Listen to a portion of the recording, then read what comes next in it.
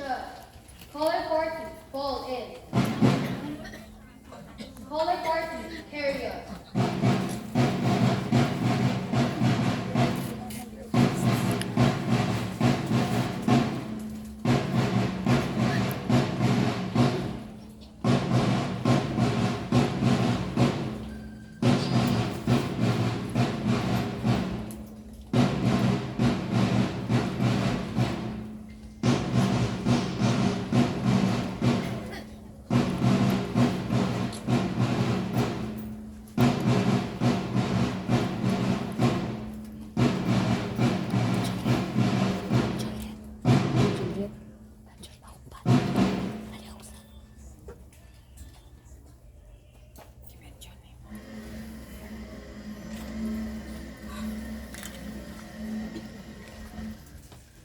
Sayang magiging petas ng silangan, alam ng puso, sa dibdib mo'y buhay.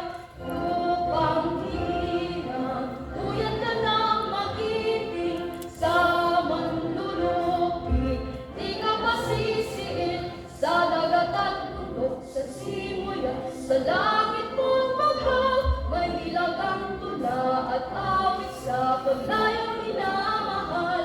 Ang kislap ng watawag mo'y tagumpay na nagdiningning. Ang bituin at araw niya kailan pa may di magdidilim. Rupa ng araw ng hatid pa sinta, buhay ang langit sa piling ka. Aming bigaya dapat may malaki ang mamatay lang dahil sa'yo.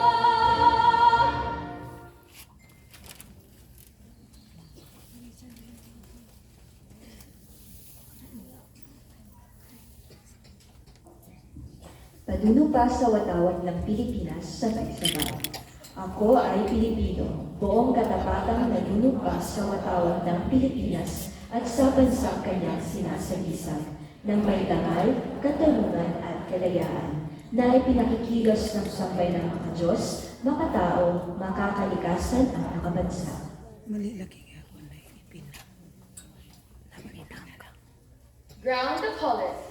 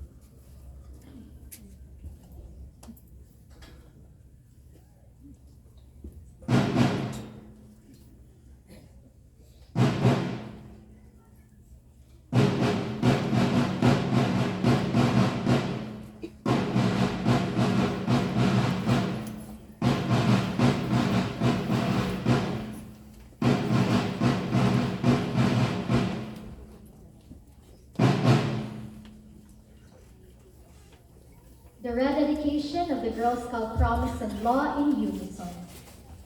On my honor, I will do my duty to God and my country, to help other people at all times and to live by the Girl Scout law. A Girl Scout's honor is to be trusted.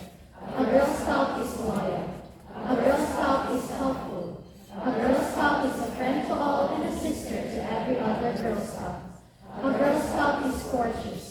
A Girl Scout respects living things. A Girl Scout is disciplined. A Girl Scout is self-reliant. A Girl Scout is thrifty. A Girl Scout is clean in thought, word, and deed. Let us remain quiet as we pray the Girl Scout prayer to be led by Cadet Girl Scout Zarina May C. Catolico from North Cotabato Girl Scout Council, GSP Western Mindanao Region.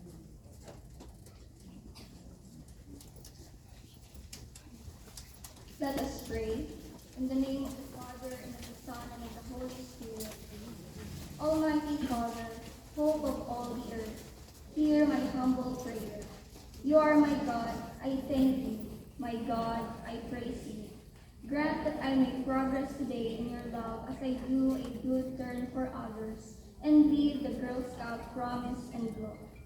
Give me the joy of your help that I may have the courage, strength, and grace to meet life's challenges. A pure heart create for me and pour out your spirit on me, that I may discover my fullest potential so that I may be served to you, to my country and fellow men for your greater glory. Amen. In the name of the Father, and of the Son, and of the Holy Spirit. Amen.